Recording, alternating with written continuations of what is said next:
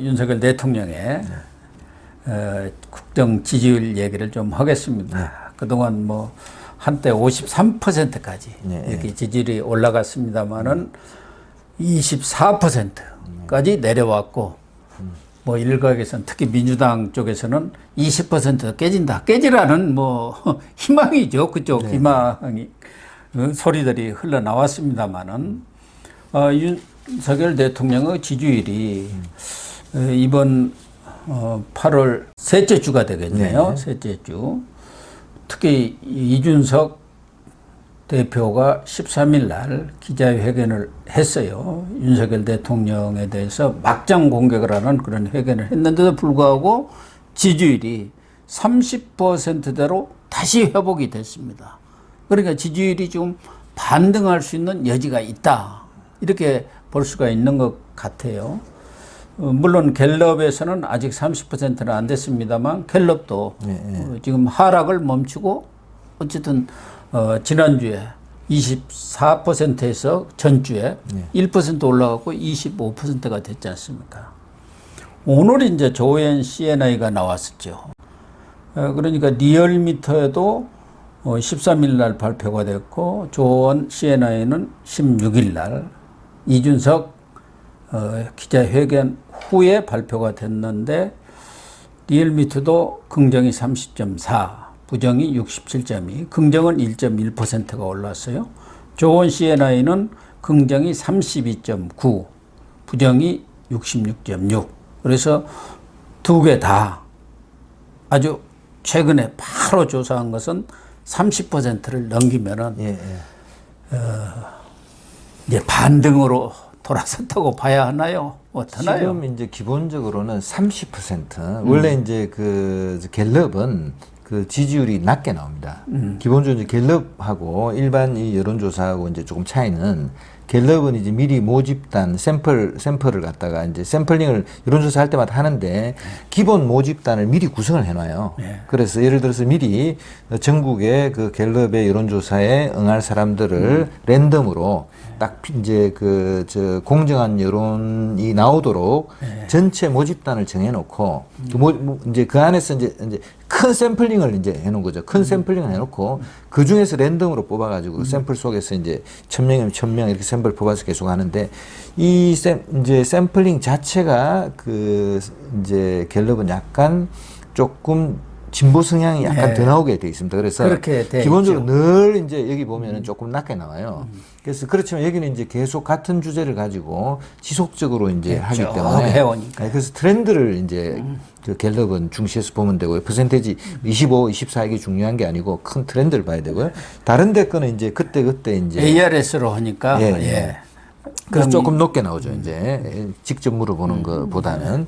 그래서 그렇게 돼 있습니다. 그렇게 돼 있는데 기본적으로 여하간 큰 틀은 30% 정도의 바닥은 확인됐다. 이게 마지노선이라고 얘기하지 않습니까? 30%를 이게 깨지면 마지노선이 깨졌다 이렇게 하는데 그 마지노선을 이제 지키면서 말하자면은 반등에 바닥 다지게 들어갔다.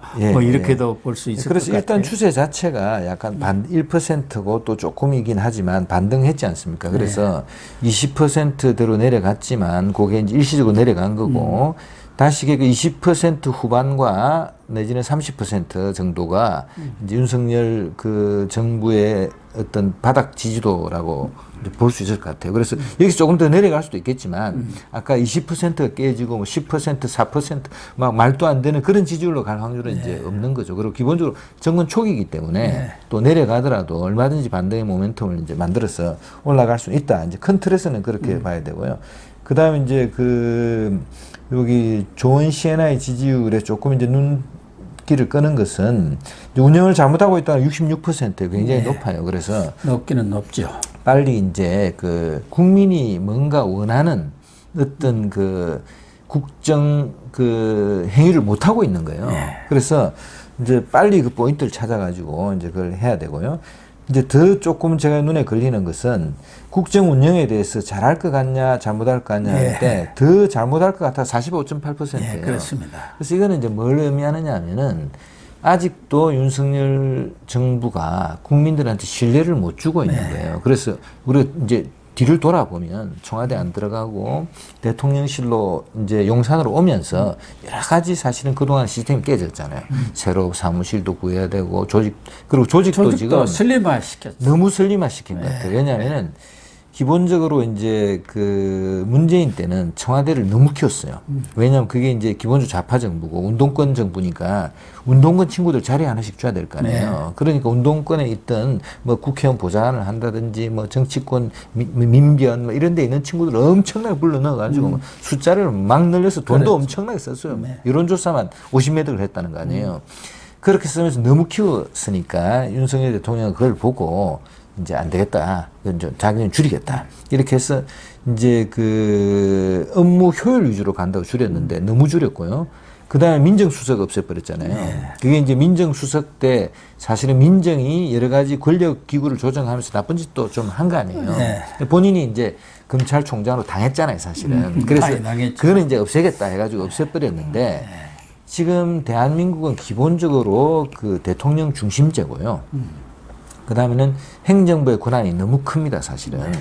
그건 뭘 의미하느냐 하면 국정을 대통령실이 리드해 가야 된다는 거예요. 그렇죠. 그러려고 그러면 청와대에 사실은 대통령실에 우수한 인재들이 많이 있어야 되는데 초보다 보니까 뭐 우리가 잘 모르는 사람도 누가 들어갔는지 하여튼 뭐 이상한 사람들도 대부분을 보면은 잘 모르고 왜 저 사람이 저기 있지 그런 사람들이 대부분입니다. 그리고 너무 관료 위주로 짜기도 했고 그래서 지금 여러 가지 문제점이 드러났는데 지금 빨리 이제 대통령실 정비를 해서 뭐 완전히 전에처럼 크게는 못한다 하더라도 국정 운영을 주도할 수 있는 편하게 주도할 수 있는 시스템을 갖춰야 됩니다. 그래서 그거를 지금 사실은 이제 100일 취임 100일에 기자회견 하면서 하라고 막 지금 막 언론들이 그냥 거의 촉구하고 있거든요. 압박하다시피 했죠. 근데 현실적으로 쉽진 않아요. 왜냐하면 사람도 골라야 되고 그다음에 또 그 검증도 해야 될 거 아닙니까? 그리고 또 대통령이 뭐 검찰만 했으니까 뭐 여러 군데 또 다 알지는 못하잖아요. 사람도 만나봐야 되고 그렇기 때문에 이게 제 생각은 그렇습니다. 그 대통령실 자체를 조금 더 보완하되 당장 내일 모레 뭐 이번 주 이렇게 하는 게 아니고 보통 이걸 너무 끌면은 또 하나도 쇄신을 못해요. 왜냐하면 있는 사람들 눈에 밟히고 그 그렇죠. 직장 그만두고 와서 저기 뭐 비서관하고 있는데 너 못하니까 나가라 그러면 이 사람 당장 그리고 지금 알박이 돼 있어서 쫓아내지 줄 자리도 못 주는 거 아니에요.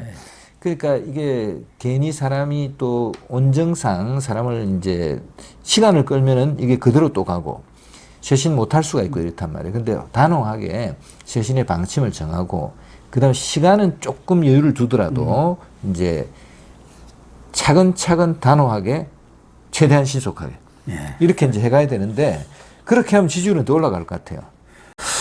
지금 민적 쇄신 부분은 대폭적인 쇄신보다도 내실 있는 그런 변화를 주겠다 하는 거 보면은 좀 보완하는 쪽에 더 포인트가 있지 않나 이렇게 보여집니다.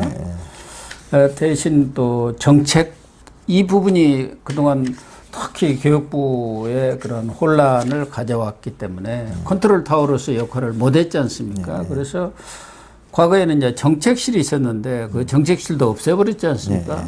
그래서 그것을 민관 합동위원회로 하겠다 뭐 했는데 그것도 현실적으로 상당히 어려운 모양이에요. 아직까지 뭐 구성한다는 말이 없잖아요. 그래서 정책실을 부활 내지는 그런 컨트롤 타워 기능을 강화하는 쪽으로 이렇게 가는 것 아닌가 하는 생각이 드는데 과연 문제는 지금 이준석의 그런 뭐 전면전에도 불구하고 지지율이 반등세로 돌아서서 이준석 문제에 대해서는 어느 수준의 언급을 할지 이것도 아주 관심사인 것 같아요. 이준석 언급은 뭐 너무 아까 저 망나니 같이 날뛰는 친구에 대해서 너무 언급하기보다는 제가 볼 때 뭐 원칙론 전에 정도 하는 게 좋을 것 같고요. 박사님 말씀하신 대로 정책실 같은 거, 정책 수석 같은 건 빨리 만들어야 될 것 같아요. 빨리 만들고 지금 청와 대통령실이 이제 사실 업무가 적체돼가지고 일을 못하는 병목 현상을 보여주고 있어요. 지금 보세요. 교육부 장관 지금 뭐 그렇죠. 빨리 교체해야 되는데 못하고 있죠. 보건복지부 장관은 지금 뭐 언제 지금 뭐 낙마했는데 그 뒤로 지금 계속 비어 있죠. 공정거래위원장도 지금 계속 못 하고 있죠. 검찰총장이 이제 오늘 내일 마지막 회의 한다는 거 아니에요. 그러니까 근데 거기도 인사청문회 하고 나면 아직도 한 달은 걸리죠. 그러니까 그래서 빨리 이제 업무를 진행해서 국민들은 지금 빨리 하는 걸 원하는 것 같아요. 근데 지금 100일인데 조각이 끝나지가 않은 그러니까 그런 정권이 뭐 드물죠. 아주 기이합니다. 그리고 황금기 100일인데 이런 그걸 그냥 거의 허니문 기간이라고 하는데 다 날리고 뭐 그냥 뭐 허지부지하다가 이준석하고 지금 민주당이 지금 사실은 체제 정비가 안 돼서 사실은 뭐 어영부영하고 있잖아요. 거기도 이준석이가 그러니까 대신 싸우죠. 이준석이가 그래서 민주당도 30%대의 지지율을 넘지를 못하고 있는 그런 상황 아닙니까? 여기 보면은 20몇 %가 무당층이 나와요. 우리 국민들이. 사실은 그 민주당도 못 가고 국민의힘당도 못 가고 대통령한테도 못 가는 한 5% 정도 국민들이 떠돌고 있어요. 그러니까 원래는 국민의힘 내지는 윤석열 지지했던 사람들이 떨어져 나와가지고 아유 싫다 하는 것 보니까 영 마음에 안 드네 하고 나왔는데 민주당은 못 가고 그냥 이렇게 무당층으로 있는 거예요. 그 20%가 합쳐지면 금방 50%가 되죠. 얼마나 국가의 현안이 많습니까? 지금 우리 자영업자들 어려운 거, 그다음에 뭐 그 경제적으로 지금 글로벌 그 공급망 문제라든지, 그다음 중국 관련된 어떤 그 대만 관련된 이슈들. 빨리 그 의제를 설정하고 그걸 집행하고 행동하고 보여줘야 되는 거죠. 예, 그렇습니다. 근데 그걸 전혀 못해서 지금 문제되기 때문에 빨리 대통령실 땜질식 쇄신이 아니고 시간은 좀 더 가지더라도 확고한 쇄신. 지금 이대로 대통령실 놔둬가지고 아무것도 안 돼요, 제가 볼 때. 그렇습니다. 그래서 뭐 내실 있게 하더라도 신속하게 해야 합니다. 특히 인사라는 것은 타이밍 아닙니까?